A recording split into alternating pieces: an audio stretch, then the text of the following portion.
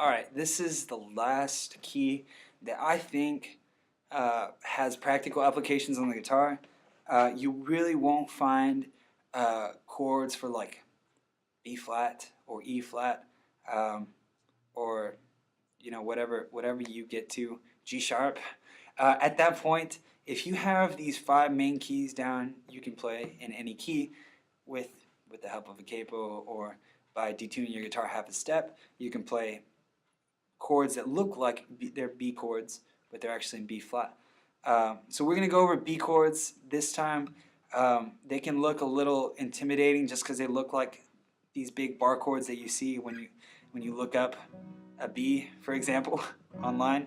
But they're really not. They won't be too challenging, and we'll just see how it goes. We'll go right into it. All right.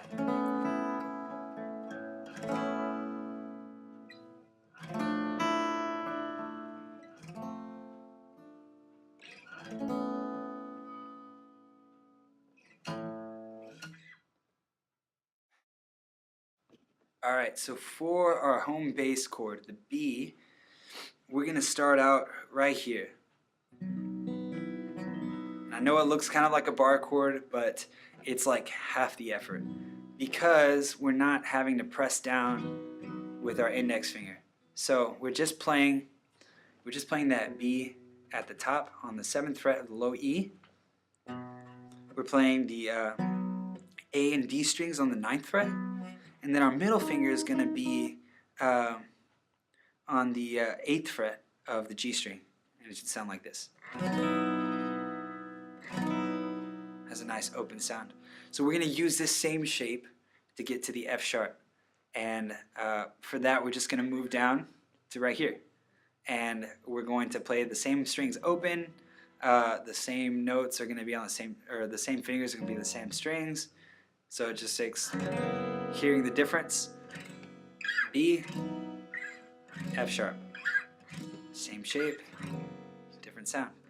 Okay, so the next chord that we're going to do is an E chord. And if you watch the lesson in E, we came up with 3 variations. We have this one, which you'll find online a lot. We have this one, which has a more modern sound, and then we have this one up here. So for E, you can use any one of those 3. Now if I'm playing something where I'm going down to E, it just sounds like it resolves and like I should use this one. But there's other times where B will go straight to E, and it sounds better to use this one. Or to use a variation of this one to bring our middle finger to the 8th fret of the G string instead of having the pinky there. And it adds that note in there. So B, E, and again I'm just strumming through all 6 strings, getting that open sound.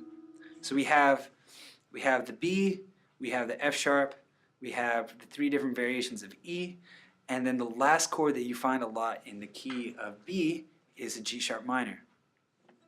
Now this G sharp is very similar to the F sharp that we went over in the lesson in A. It's just slid up 2 half steps.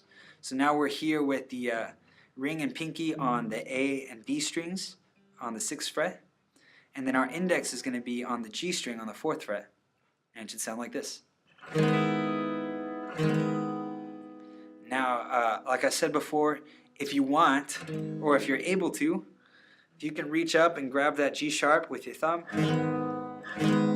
it can make it sound a lot kind of thicker and just fuller sounding. Now, when I was younger, when I first learned this chord, I couldn't. My hands were smaller. They weren't as flexible as they are now. So to be able to hear all 6 strings was difficult for me.